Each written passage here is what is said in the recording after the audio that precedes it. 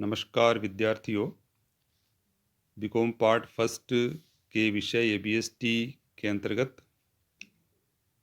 व्यावसायिक सांख्यिकी पेपर के संबंध में जो टॉपिक आज हम पढ़ेंगे वह है वर्गीकरण एवं सारणीयन, क्लासिफिकेशन एंड टेबुलेशन।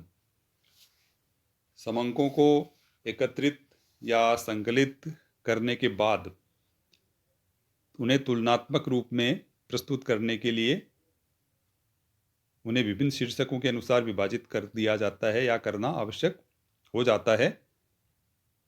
तभी समंकों का सामूहिक अध्ययन किया जा सकता है और किसी निष्कर्ष पर पहुंचा जा सकता है। तो संकलित समंकों को संख्यात्मक या गुणात्मक आधार पर या अन्य किसी आधार पर व्यवस्थित वर्गों में विभक्त करने की प्रक्रिया को वर्गीकरण कहा जाता है।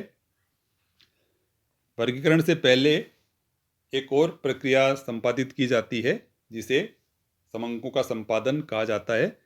यानी जो समंक एकत्रित किए गए हैं उनमें त्रुटियों या अशुद्धियों की जांच की जाती है ताकि जो समंक अनुसंधान में लिए जाएं वो पूर्ण रूप से शुद्ध हों और अनुसंधान है वह पूर्ण रूप से सही निष्कर्ष पर पहुंचे। तो यदि संकलित समंकों में कोई अशुद्धि या त्रुटि पाई जाती है तो उसमें आवश्यक संशोधन भी किया जाता है और उसकी शुद्धता का स्तर वह निर्धारित किया जाता है। समंकों के संपादन में समंकों को उपसादित यानी उनको अप्रोक्सीमेट भी किया जा सकता है। इससे जो जटिल संख्या है उनको सरल बनाया जाकर अनुसंधान के काम में लिया जा सके। अप्रोक्सीमेशन में जैसे दशमलव अंश को हटा दिया जाए या उसे निकटतम पूर्णांक तक बढ़ा दिया जाए या कोई ऐसी संख्या है जिसे अगली निकटतम पूर्णांक संख्या तक बढ़ा दिया जाए।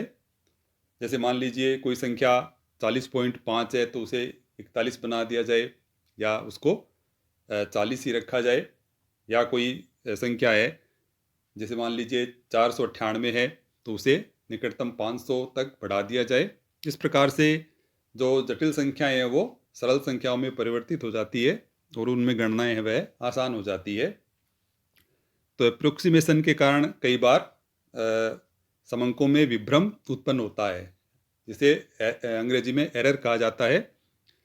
विभ्रम है या एरर है वह वास्तविक मूल्य व अनुमानित मूल्य में अंतर के कारण होता है।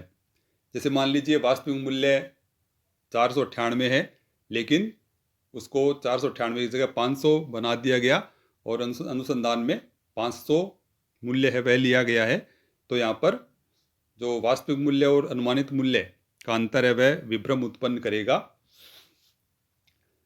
विभ्रम सामान्यतः गलती या अशुद्धि से अलग होता है। यानी अशुद्धि जिसे मिस्टेक कहेंगे अंग्रेजी में, उससे अलग होता है क्योंकि अशुद्धि है वह गलत रीतियों यानी गलत मेथड या गलत कैलकुलेशन के कारण या लापरवाही के कारण होती है, जबकि विभ्रम है वह अनुमानित मूल्य व वास्तविक मूल्य के अंतर के कारण उत्पन्न होता है। अशुद्धियों को अगर सावधानी रखी जाए तो रोका जा सकता है, उन्हें पूर्णतः भी रोका जा सकता है, किंतु विभ्रम यानी एरर को पूर्णतः नहीं रोका जा सकता। ये जो गणन क्रिया है उसमें जो समंक लिए जाते हैं तो अगर उनमें अनुमानित मूल्य व वास्तविक मूल्य में अगर अंतर है तो वहाँ पर विभ्रम उत्पन्न होगा ही होगा, उसे एकदम से नहीं रोक सकते। समंकों के संपादन के पश्चात समंकों के वर्गीकरण की प्रक्रिया को आरंभ किया जाता है। जब एकत्रित सामग्री या समंकों को या आंकड़ों को उनकी अनुरूपता तथा समानता के आधार पर भिन्न वर्गों या समूहों में विभाजित कर दिया जाता है तो इस विभाजित करने की प्रक्रिया को वर्गीकरण कहते हैं। जैसे मान लीजिए किसी कक्षा के विद्यार्थियों को उनके प्राप्तांकों के प्रतिशत के आधार पर विभिन्न वर्गों में बांटना। जैसे 0 से 20% तक अंक पाने वाले विद्यार्थी एक वर्ग हो गया, उसके बाद 20 से 40% के बीच अंक पाने वाले विद्यार्थी दूसरा वर्ग हो गया। इसी प्रकार 40 से 60% के बीच अंक पाने वाले विद्यार्थी तीसरा वर्ग हो गया। इसी प्रकार आगे तक उनको प्रतिशत के आधार पर वर्गों में विभाजित करते जाएंगे। तो इस प्रकार से इस प्रक्रिया को हम वर्गीकरण कहेंगे। समंकों का वर्गीकरण किसी उचित आधार पर किया जाता है। ये आधार इस प्रकार हो सकते हैं, जैसे भौगोलिक आधार पर वर्गीकरण, समयानुसार वर्गीकरण, गुणात्मक आधार पर वर्गीकरण और संख्यात्मक आधार पर वर्गीकरण। सबसे पहले हम लेते हैं भौगोलिक वर्गीकरण। जब समंकों या आंकड़ों को स्थान या क्षेत्र के आधार पर वर्गीकृत या विभाजित किया जाता है तो ऐसे वर्गीकरण को भौगोलिक वर्गीकरण कहा जाता है। जैसे मान लीजिए जनसंख्या को विभिन्न शहरों के आधार पर वर्गीकृत करना, जैसे जयपुर शहर की जनसंख्या, उदयपुर शहर की जनसंख्या, जोधपुर शहर की जनसंख्या। इस प्रकार से अगर हम जनसंख्या के आंकड़ों को किसी क्षेत्र या स्थान के आधार पर विभाजित करते हैं तो यह भौगोलिक आधार पर वर्गीकरण कहलाता है। या जैसे देश में खाद्यान्न के उत्पादन को विभिन्न राज्यों की नाम के आधार पर वर्गीकृत करना, जैसे राजस्थान में खाद्यान्न का उत्पादन, उत्तर प्रदेश में खाद्यान्न का उत्पादन। इस प्रकार से यह भौगोलिक आधार पर वर्गीकरण कहलाता है, जब उन्हें हम यानी आंकड़ों को किसी क्षेत्र या स्थान के आधार पर वर्गीकृत करते हैं। दूसरा जो आधार है वह है समयानुसार वर्गीकरण। यदि जो आंकड़े या समंक हैं उन्हें घंटे, दिन, सप्ताह, माह या वर्ष के आधार पर वर्गीकृत किया जाता है तो इसे समयानुसार वर्गीकरण कहा जाता है। जैसे किसी देश की जनसंख्या को वर्ष के आधार पर बांटना, या जैसे किसी बिक्री को विभिन्न वर्षों के आधार पर वर्गीकृत करना इत्यादि। जैसे मान लीजिए जो पॉपुलेशन है या जनसंख्या है उसे विभिन्न वर्षों के आधार पर बांटना, जैसे 1951 की जनसंख्या, फिर उसके बाद 1961 की जनसंख्या, फिर 1971 की जनसंख्या। इस प्रकार से जो जनसंख्या है उसे समय के आधार पर जब हम विभाजित करेंगे तो वह समयानुसार वर्गीकरण कहलाता है। इसके बाद अगला आधार है गुणात्मक आधार पर वर्गीकरण। जब गुणात्मक तथ्यों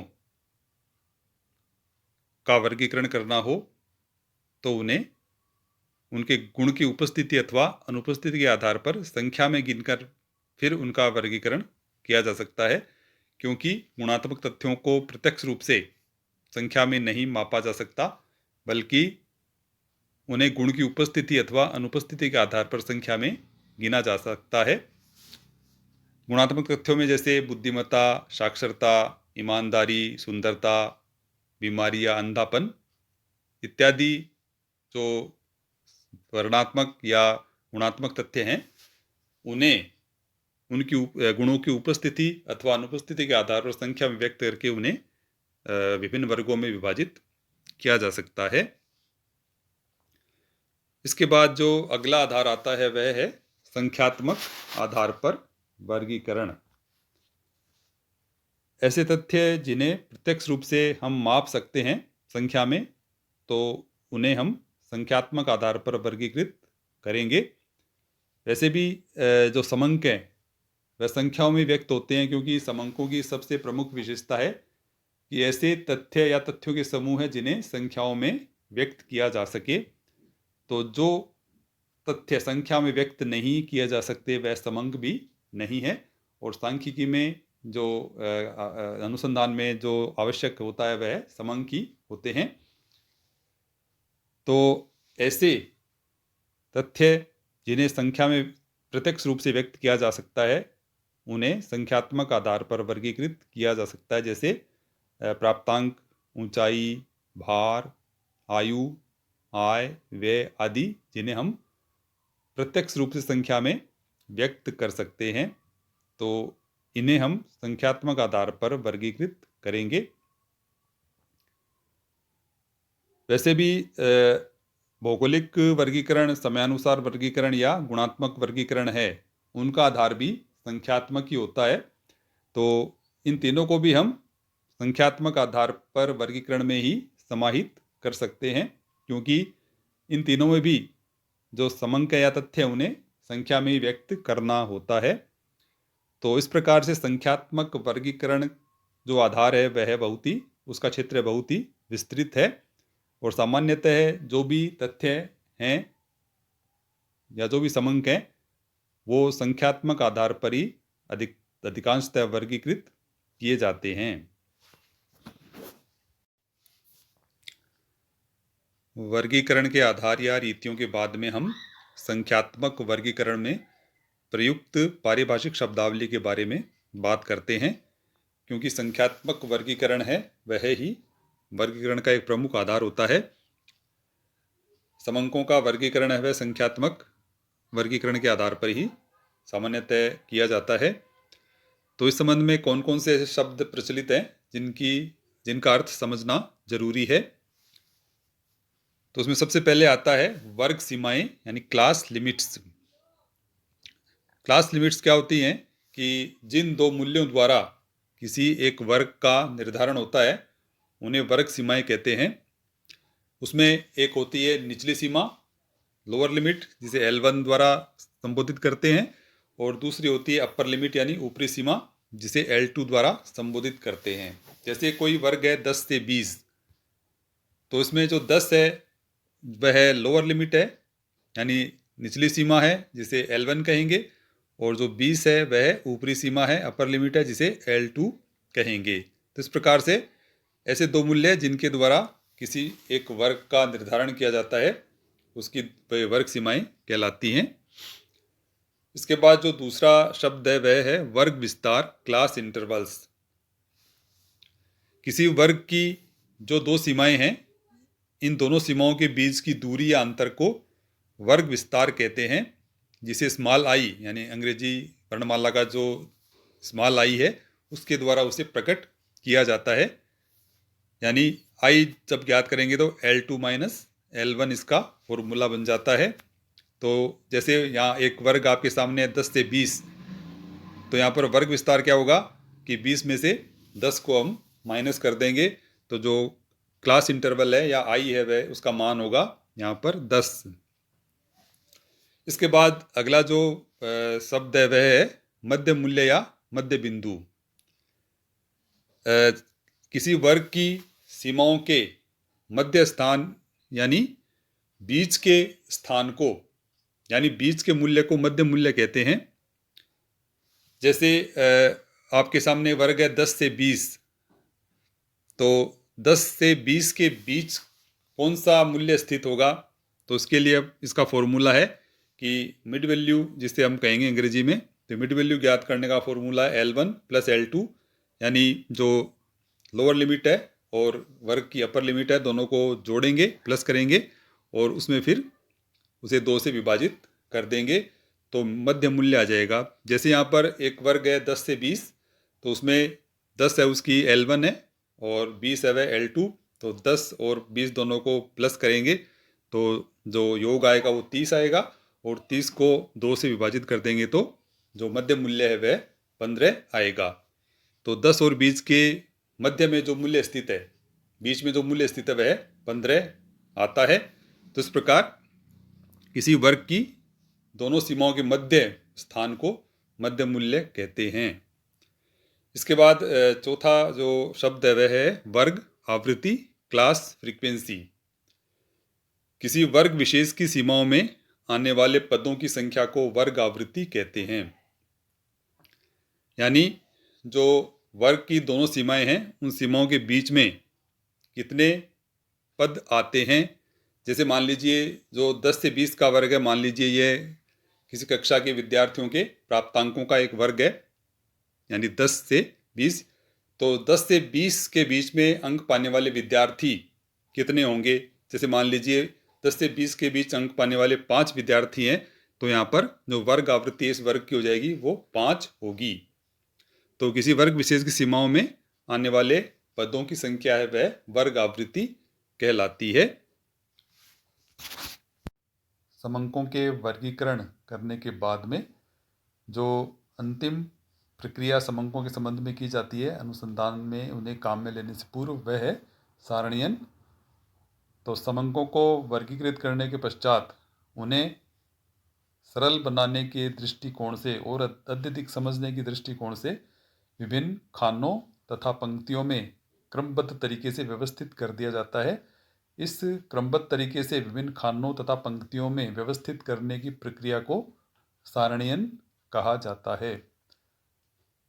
सारणीयन इसलिए किया जाता है ताकि उन्हें समंकों को व्यवस्थित रूप में प्रदर्शित किया जा सके और उनका अनुसंधान में जो प्रयोग है वह आसान बनाया जा सके। जो भी सांख्यिकीय रीतियाँ या विधियाँ उन पर प्रयुक्त की जाती है उन्हें आसानी से प्रयुक्त किया जा सके। इस प्रकार से आपने देखा कि सांख्यिकी में जो वर्गीकरण है और सारणीयन है वह क्या होते हैं।